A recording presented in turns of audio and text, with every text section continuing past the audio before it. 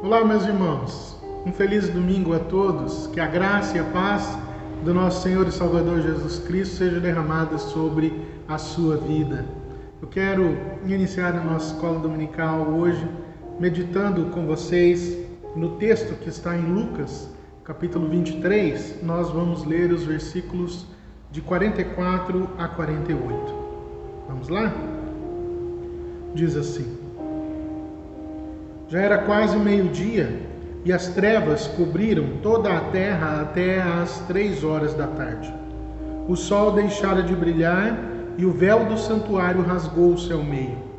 Jesus bradou em alta voz: Pai, nas tuas mãos entrego o meu espírito. Tendo dito isto, expirou. O centurião, vendo o que havia acontecido, louvou a Deus, dizendo: Certamente este homem era justo. E todo o povo que se havia juntado para presenciar o que estava acontecendo, ao ver isso, começou a bater no peito e a afastar-se.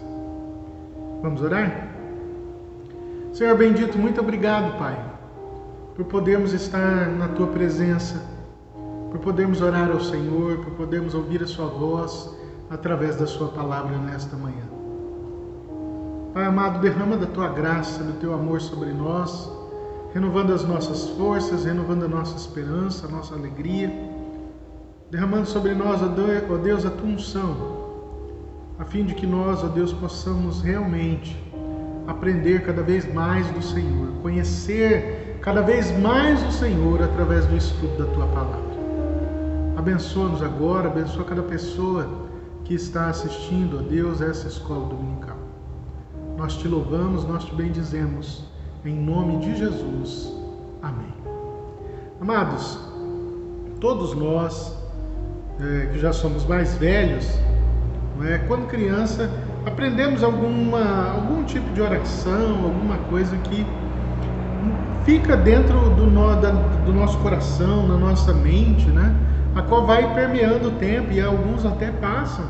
Isso vai passando de geração a geração. Alguns de nós já passamos aos filhos e assim por diante. Mas existe uma oração, que é bem interessante e que foi até modificada, dependendo da religião, mas que é uma oração básica que a gente fazia antes de dormir, Com Deus me deito, com Deus me levanto, com a graça de Deus e do Espírito Santo. Se você for de outra religião, obviamente, embora cristã, foi acrescentado outra coisa.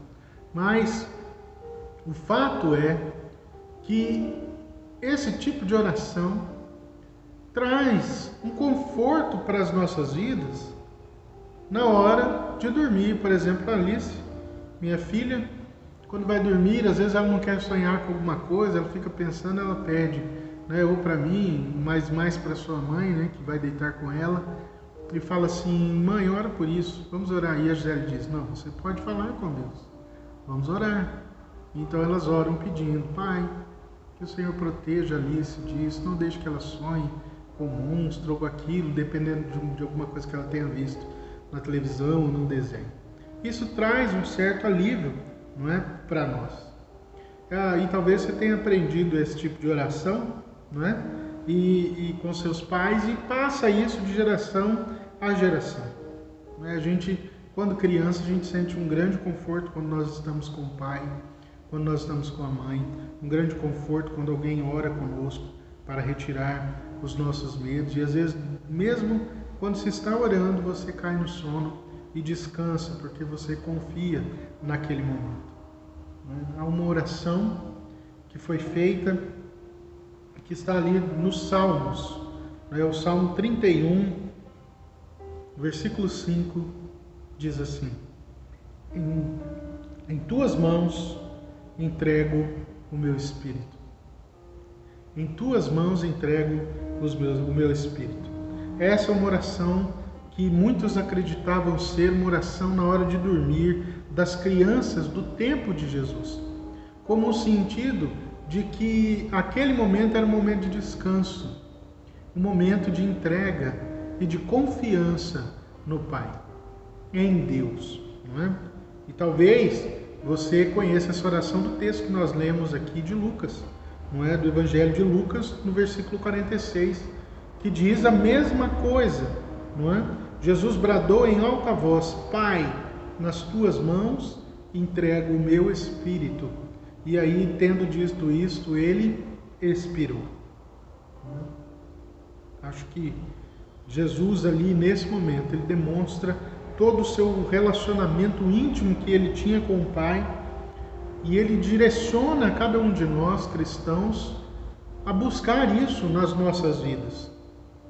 Que a gente verdadeiramente busque a Deus nesse relacionamento. Jesus não bradou a mais ninguém, a não ser ao Pai. E ele coloca essa expressão Pai, que não tem no Salmo, não é no Salmo 35, mas que tem aqui nessa passagem: em tuas mãos entrego o meu espírito. Eu descanso no Senhor, eu descanso na sua obra, eu confio no Senhor. Você tem essa confiança em Deus? Você já entregou a sua vida ao Senhor? Você já se colocou diante de Deus e falou assim: Pai, eu entrego o meu coração ao Senhor. Pai, nesse momento eu quero entregar a minha família ao Senhor. Nesse momento eu quero entregar essa minha preocupação ao Senhor. Entregar e confiar e descansar de uma vez por todas. Porque é isso que nós somos chamados. Deus nos chama a isso. E justamente porque nós temos um Pai amoroso, valoroso, glorioso, é que nós podemos descansar. João capítulo 1, versículo 12, diz assim: a todos que creram nele e o aceitaram, ele deu o direito de se tornarem filhos de Deus. Eu acho que é isso que eu e você precisamos crer de todo o coração. Nós somos filhos de Deus. E precisamos aprender a descansar em Deus, a confiar em Deus, em todos os momentos das nossas vidas. A exemplo daquela oração que eu falei, que é passada de pai para filho, né? E que traz um certo conforto, uma certa segurança, nós vemos em toda a palavra de Deus que nós somos chamados a buscar a Deus e entregar as nossas vidas em confiança, porque sempre Deus vai fazer o seu melhor por nós. Deus quer o nosso melhor. Deus quer abençoar as nossas vidas. Deus quer cuidar das nossas vidas, dirigir as nossas vidas. Mas muitas vezes nós não descansamos em Deus. Muitas vezes nós não entregamos as nossas vidas, os nossos fardos pesados. É preciso confiar. Jesus morreu na cruz para que nós pudéssemos usufruir das bênçãos que existe em um relacionamento verdadeiro com Deus, que é o nosso Pai amado. E isso traz conforto à nossa alma, traz conforto para as nossas vidas, porque é confortante saber desse amor sacrificial de Jesus por cada um de nós. E saber que esse amor nos leva a descansar no cuidado de Deus como seus filhos amados. Então nós podemos fechar os nossos olhos sem medo, porque nós podemos confiar de todo o coração que o nosso Pai cuida de nós e Ele prometeu nos trazer de volta à vida para morar com Ele, para estarmos com Ele, para vivermos a plenitude da graça de Deus consumada de uma vez por todas. Que nessa manhã eu e você possamos confiar no Senhor e dizer: Pai, nas Tuas mãos eu entrego toda a minha vida, nas Tuas mãos eu entrego a minha família, nas Tuas mãos eu entrego as minhas preocupações, a minha ansiedade, o meu medo. Eu entrego essa ou aquela pessoa que está doente agora nas Tuas mãos, Pai, porque eu sei que o Senhor tem o melhor. Vamos orar? Senhor, obrigado pela Tua palavra, Pai. E nas Tuas mãos nós entregamos as nossas vidas nesse momento, Pai. Entregamos a nossa família, que muitas vezes não está como desejamos. Entregamos a Deus o nosso casamento, os nossos relacionamentos de pais e filhos. Entregamos a Deus todo o medo, toda a ansiedade, toda a preocupação que temos passado para sermos governados, dirigidos pelo Senhor. Nos rendemos à Tua santa presença, ao Teu imenso amor por nós. Por isso, Pai, em nome de Jesus, abençoa as nossas vidas, Pai, para que nós confiemos no Senhor de todo o coração, com todas as nossas forças, de todo o nosso entendimento. Para que a gente não venha duvidar do agir do Senhor, para que a gente não venha duvidar do amor do Senhor por cada um de nós. Abençoa o Teu povo nesta manhã, Pai. Abençoa o Teu povo em nome de Jesus. Amém e amém. Queridos, vamos passar então a nossa aula de hoje, não é? Nós estamos estudando a teologia da felicidade e estamos hoje na 7ª lição, que é o caráter do homem feliz. O caráter do homem feliz. Você é uma pessoa feliz? Como é que é uma pessoa feliz? Como é que é o caráter de uma pessoa feliz? Jesus nos chama a transformação de vida. Jesus nos chama a mudar o nosso caráter ou a assumir o caráter de Cristo nas nossas vidas. Então é preciso que eu e você entenda isso, é preciso que eu e você busque isso para as nossas vidas. O texto colocado para nós nessa manhã desta lição é Mateus capítulo 5. Nós vamos ler do versículo 1 a 12. Mateus 5, de 1 a 12, que diz assim: Vendo as multidões, Jesus subiu ao monte e se assentou. Seus discípulos aproximaram-se dele e ele começou a ensiná-los, dizendo: Bem-aventurados os pobres em espírito, pois deles é o reino dos céus. Bem-aventurados os que choram, pois serão consolados.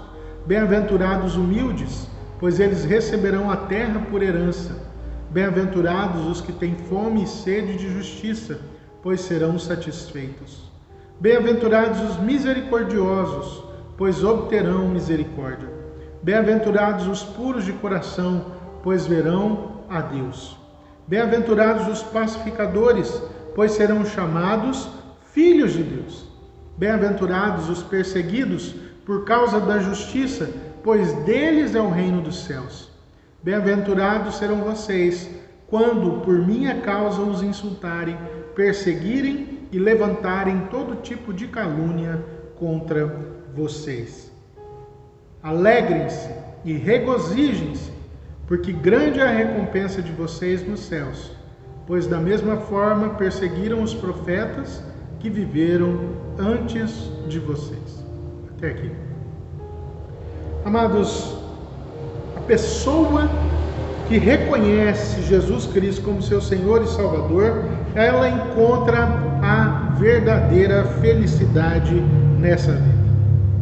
É isso que nós precisamos entender e colocar no nosso coração. Quando nós vemos aqui Mateus 13, capítulo 13, o versículo 44 diz assim: O reino dos céus é semelhante a um tesouro oculto no campo, o qual certo homem, tendo achado, escondeu, e transbordante de alegria, vende tudo o que tem e compra aquele campo. Esse versículo mostra que não há nada mais importante na nossa vida do que entendermos e buscarmos isso, de que não há alegria maior, não há nada mais rico do que conhecer a Jesus, do que ter a Jesus como seu Senhor e Salvador. Isso é a fonte de toda a felicidade. Note, ele vai e vende tudo o que tem somente para comprar este campo. Ele se esforça em tudo para ter esse campo, porque ele sabe que ali está o seu maior tesouro. Jesus é o seu maior tesouro. Você reconhece isso na sua vida? Se você reconhece isso verdadeiramente, você é uma pessoa feliz. A alegria é a base de tudo na nossa vida. Nós buscamos uma vida feliz, nós buscamos ter uma vida cada vez mais feliz com Deus, em Deus. Essa é a verdade. Uma vida para o cristão. Obviamente as pessoas nós temos estudado isso ao longo desse tempo, nós temos visto que as pessoas buscam sua felicidade em outras coisas, no dinheiro, na riqueza, em bens materiais, em outras pessoas, mas nunca se satisfazem, porque tudo isso é transitório, tudo isso é passageiro e tudo isso perde a graça. Mas aquele que reconhece realmente que Jesus é tudo para si, esse encontra a verdadeira felicidade. E como é que é o caráter de um homem cristão? Não é? Porque quando alguém se converte, ele é levado, não é, a experimentar o reino de Deus, o domínio de Deus, do Rei Jesus na sua vida. Não é? Então ele vive como súdito do Rei. E isso traz alegria.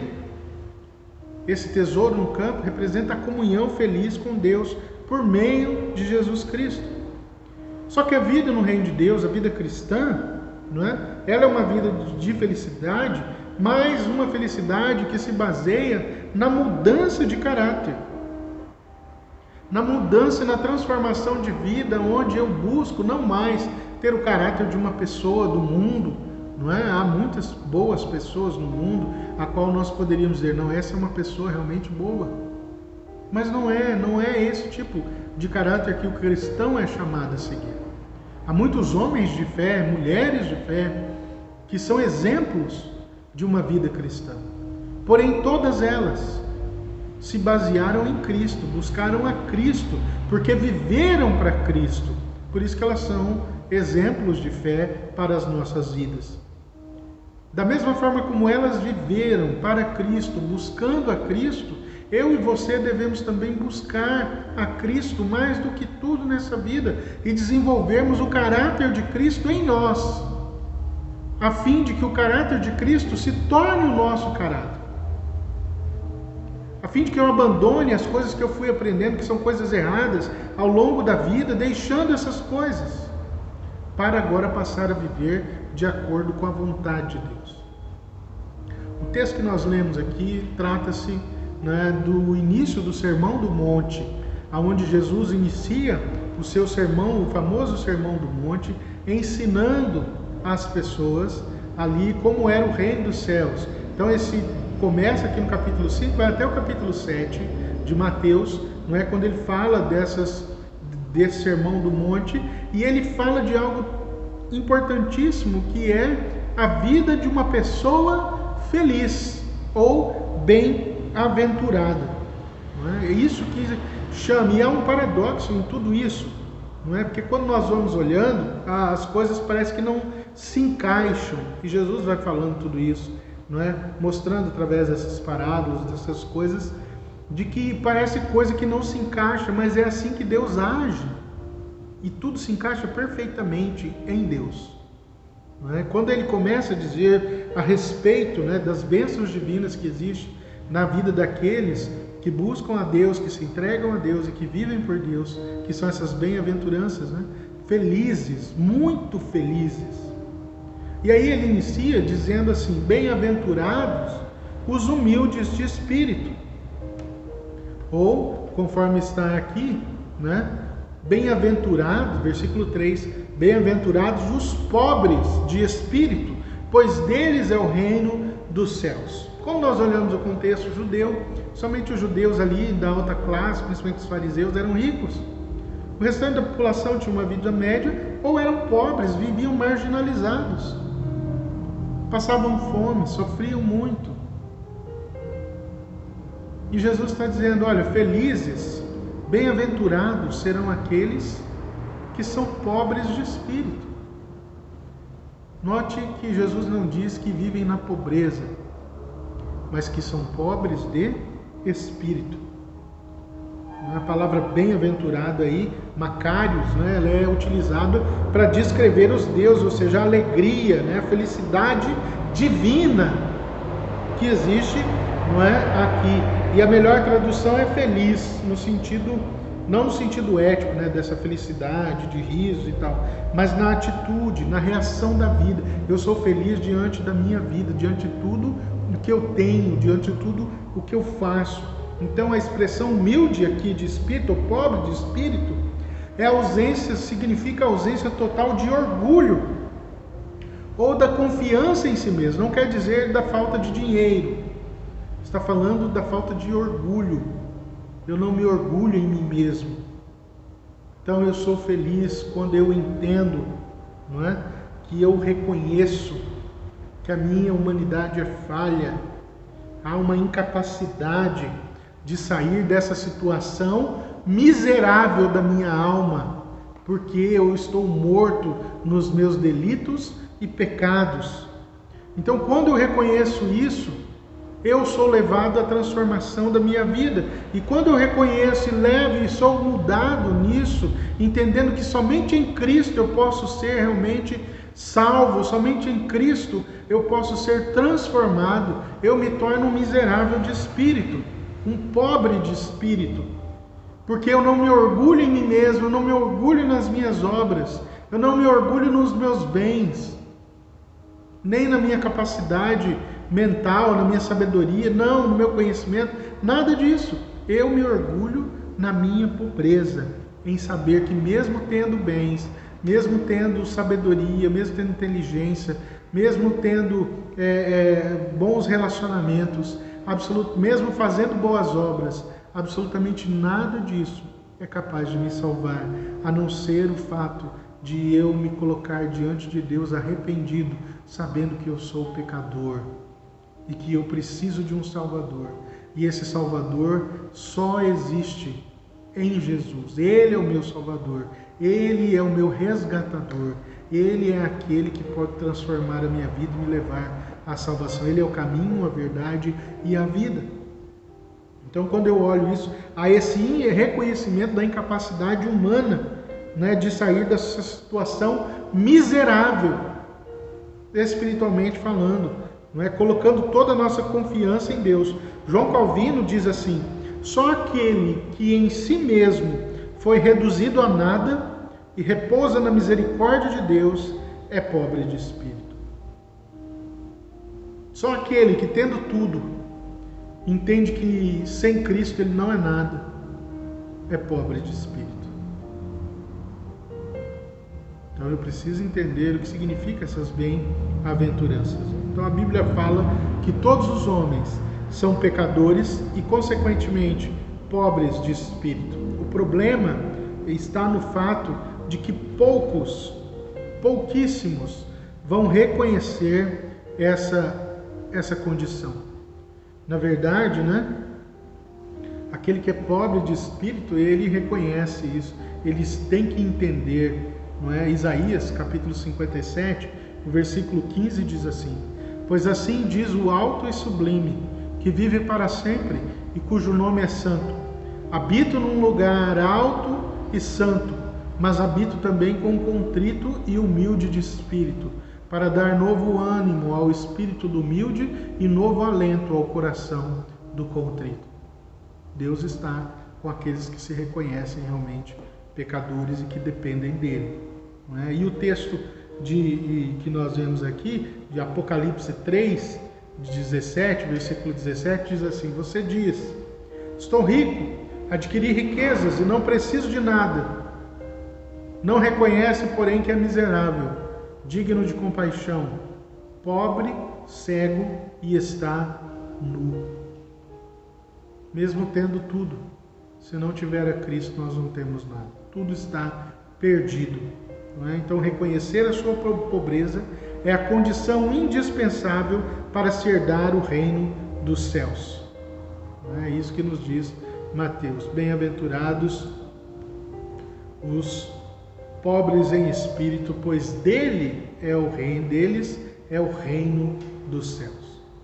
Certo? Felizes os que choram. Olha aí outro contraponto dito por Jesus, uma coisa às vezes difícil de se entender. Como é que eu sou feliz se eu chorar?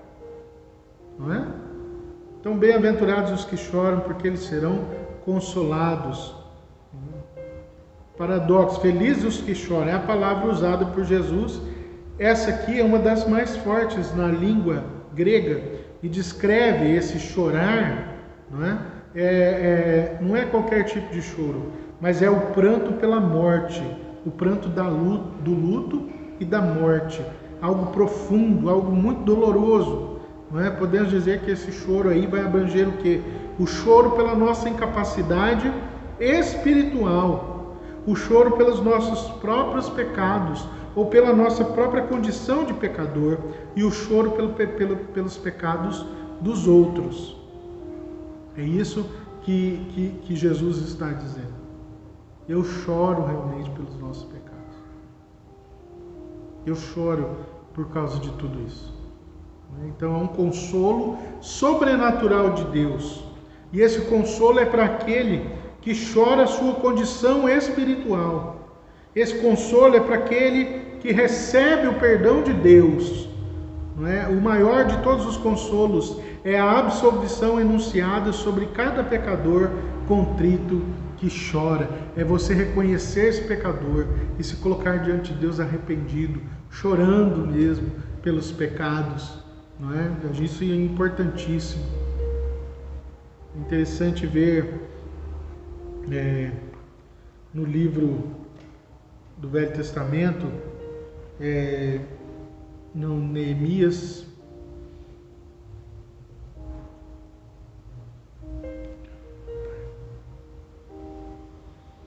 Esdras,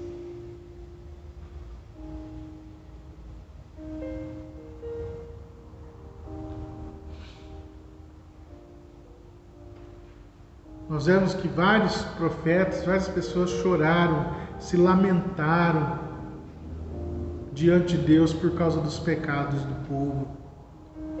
E isso é muito complicado, né? Hoje nós precisamos chorar mais, irmãos, para buscar a Deus reconhecendo os nossos pecados, reconhecendo que nós estamos errados diante de Deus e buscarmos então a reconciliação com o Pai. Felizes os mansos. Não é? O que é ser manso? Né? Porque os mansos receberão a terra por herança, herdarão a terra. Não é? A palavra manso significa gentil, humilde, atencioso, cortês. Uma pessoa agradável. Né? É o ponto de equilíbrio entre os dois extremos. Sempre foi uma virtude de Jesus Cristo. Jesus era uma pessoa mansa. Alguém já disse, a mansidão é, em essência, a verdadeira visão que temos de nós mesmos e que se expressa na atitude e na conduta para com os outros, ou seja, na maneira como eu trato os outros. Como é que você trata os outros? Você é uma pessoa cordial? Você é uma pessoa mansa? Não é? Manso não é o sentido que muitas vezes nós conhecemos de manso, é aquela pessoa espaçosa, não é? Que vai entrando, que aproveita de toda a situação. Não é isso. Manso, aqui descrito por Jesus, é aquela pessoa cordial, aquela pessoa que se tem prazer, é aquela que une em vez de dividir, é aquela que trata os outros bem. Não é? A promessa aqui que nós herdaremos a terra inclui um presente futuro, não é agora, mas é lá na frente, algo que virá, quando Cristo reinar plenamente, nós seremos herdeiros juntamente com Jesus de todo o reino, e nós reinaremos com Ele, estaremos com Ele. Então nós seremos felizes, bem-aventurados. E é preciso que eu entenda isso. O reino já está aqui, mas ainda não completamente. Hoje eu desfruto dessas bênçãos. E nós somos chamados a sermos mansos. É por isso que precisa dessa necessidade da transformação do caráter.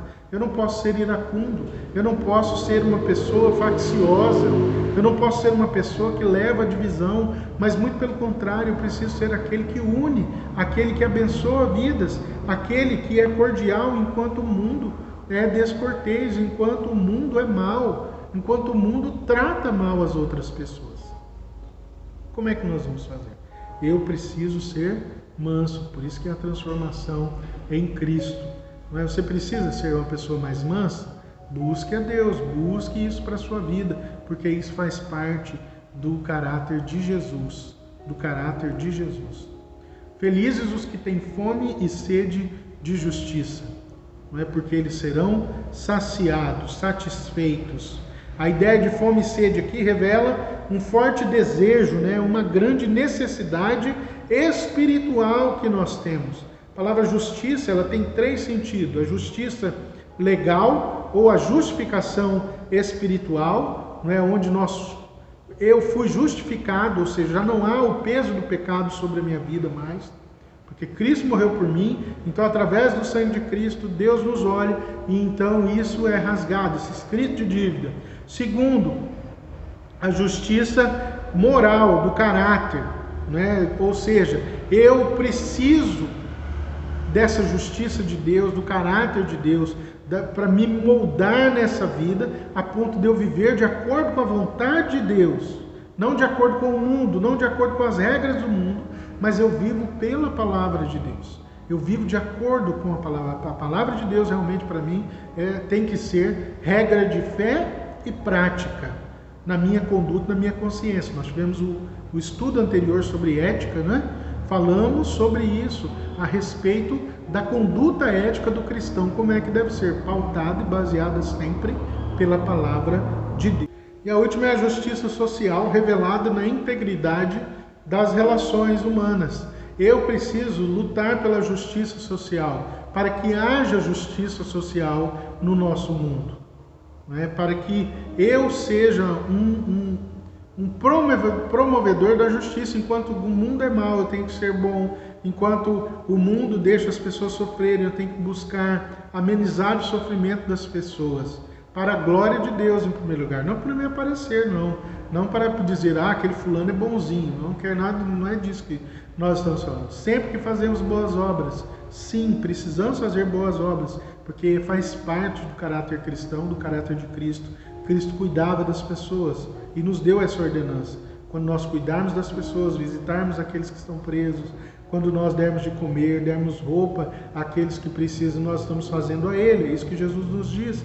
Então isso faz parte da justiça social e devemos lutar por isso. Lutar pela justiça social. Não é? A todas as pessoas. Nós precisamos, cada um de nós, para que isso também, nisso nós encontremos também o saciar da fome da justiça, não é? Nas nossas vidas. É o anseio pela justiça. Isso faz parte de uma necessidade espiritual. Eu preciso cumprir isso. Fé sem obras é morta. Felizes os misericordiosos, bem-aventurados aqueles que são misericordiosos, porque eles também alcançarão misericórdia, eles obterão misericórdia. Misericórdia é compaixão pelas pessoas que passam necessidades. Misericordia, duas palavras, miséria e coração. Eu olho a miséria do outro, do coração do outro, da necessidade do outro, mesmo que o outro não tenha nada para me retribuir, mesmo que o outro não entenda aquilo que eu estou fazendo, eu faço porque eu reconheço a miséria daquele outro, daquela outra pessoa, que ela precisa de Cristo da mesma forma como eu precisei, né? Então, é a dor da miséria, né, e do desespero que é resultante do pecado. Todos nós pecamos. Não foi só um grupo que pecou, não foi só um pouquinho, né, da humanidade que pecou. Não, todos nascem pecadores. E a partir dessa premissa, eu preciso olhar a dor do outro. O intuito de trazê-lo para Cristo, de ter misericórdia pelo outro. Porque eu fui salvo por graça, não há nada que eu seja melhor do que o outro. Eu era tão pecador quanto o outro, mas Cristo me salvou. Então eu preciso também levar o Evangelho, ajudar com conforto, com coisas materiais se eu puder, naquilo que eu puder, mas também sempre entendendo que o próximo, ele é imagem e semelhança de Deus. E ele precisa da salvação de Cristo Jesus.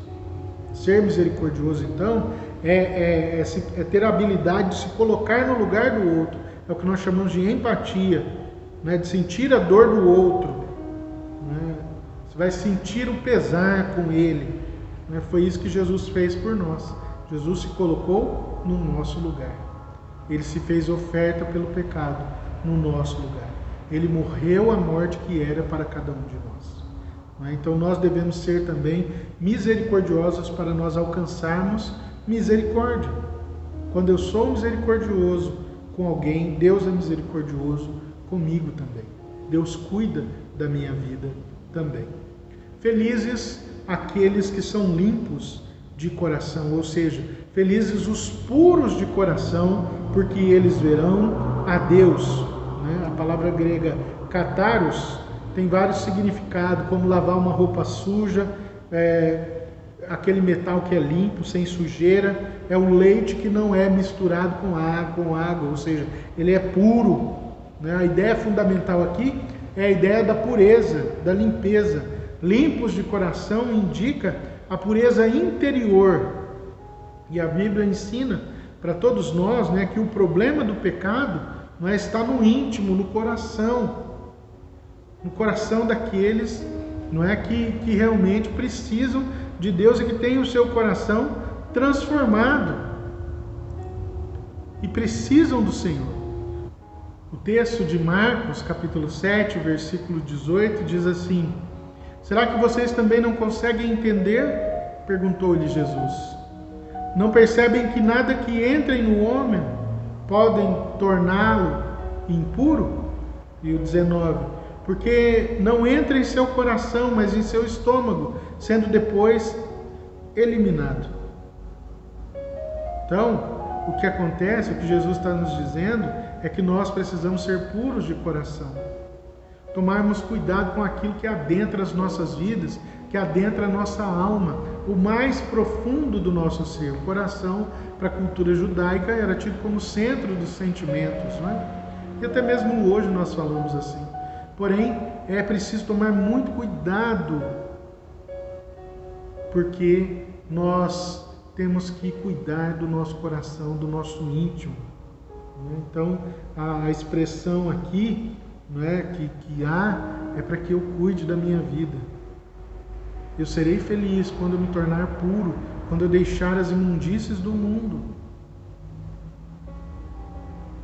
Mas moldar a minha mente, a mente de Cristo.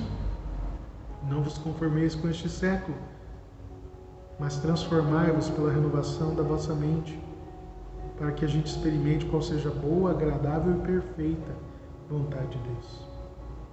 Então, eu preciso buscar isso para a minha vida, não me moldar ao mundo, essa é a expressão. E aí Jesus vai completar, mais à frente, quando ele diz assim: aquilo que sai da boca do homem provém daquilo que ele tem dentro de si. Então, quando você vê uma pessoa que diz que é cristão, mas vive diferente, que tem a boca suja, que é uma pessoa iracunda, o que ela tem dentro de si? Cristo ou outras coisas? Porque é preciso ser transformado, renovado em Cristo. Essa expressão, felizes os puros, e verão, porque verão a Deus, no final aí ele fala porque verão a Deus, o cristão vê a Deus de duas formas. Ele vê a Deus através da fé. Hoje em dia o mover de Deus, pela comunhão, pelo trabalho na igreja, por tudo isso. Mas o cristão verá um dia o Senhor face a face, quando Cristo voltar. É assim que acontece. Então, bem-aventurados aqueles que são puros de coração, porque verão a Deus. Felizes os pacificadores, porque serão chamados filhos de Deus. Essa bem-aventurança, como as demais, ela é contrária aos valores do mundo, ou das pessoas, que não conhecem a Deus. A palavra paz significa reconciliação. É isso que quer dizer paz. O pacificador é aquele que promove, então, a reconciliação entre partes intrigadas. Essa bem-aventurança aí, ela nos convida a sermos um reconciliador, tanto na igreja quanto na nossa sociedade, nos nossos relacionamentos. Nós não podemos ser rixosos, mas temos que ser pacificadores. Então Deus é o maior reconciliador, Ele é o Deus de toda paz. E o desejo mais íntimo é a paz entre os homens. E todo verdadeiro filho de Deus deve ser um pacificador. Deve ser um pacificador. Quantas pessoas nós vemos aqui são da igreja, às vezes de uma igreja, e são pessoas que promovem, na verdade, a guerra entre famílias, entre parentes, levam fofoca de um lado para o outro, e se dizem cristãs. Isso não é o caráter de um cristão. Nós temos que ser pacificadores. Felizes os perseguidos, não é? Por causa da justiça, pois deles é o reino dos céus. Não é? Perseguição pode ser definida simplesmente como um conflito entre dois interesses ou dois sistemas de valores irreconciliáveis, como Deus e o mundo. Nós somos reconciliados por Cristo. Sem Cristo nós não nos reconciliaríamos. Não é? A partir do momento que eu começar a desenvolver essas 7 bem-aventuranças, pode ter certeza que surgirá perseguição na sua vida. A partir do momento que eu me entrego a Cristo, verdadeiramente, que eu começo a mudar de vida, a mudar o meu caráter, a mudar a minha maneira de ser, pautada pela palavra de Deus, talvez você já tenha experimentado isso. Muitos dos seus parentes, talvez os mais próximos, vão dizer: ah, aí tem rolo, você era uma pessoa ruim até outro dia. Será perseguido. Onde você vai? Vai na igreja de novo. Ah, fulano é da igreja. Ah, pelo amor de Deus, agora era um tranqueira, né? Como muitos dizem. Perdão pela palavra. Mas era uma pessoa ruim aí até outro dia. E agora aqui está na igreja. É, meu amado, é assim mesmo. Nós somos transformados por Cristo, mudados a um novo nascimento. E com um novo nascimento há uma nova vida. Não a que ficou para trás, a que ficou para trás fica esquecida. Mas agora eu vivo uma nova vida em Cristo Jesus. É um privilégio. Não é? E qual que deve ser a atitude então minha diante dessas perseguições? Aí está aí: alegrai-vos. O versículo 12: alegrem-se e regozijem-se, porque grande é a recompensa de vocês nos céus, pois da mesma forma perseguiram os profetas que viveram antes de vocês. É um sinal ou é um certificado de autenticidade cristã. Se as pessoas não te perseguem, talvez você não esteja fazendo a diferença.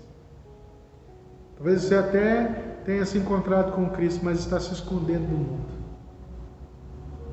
E eu preciso ser visto como cristão.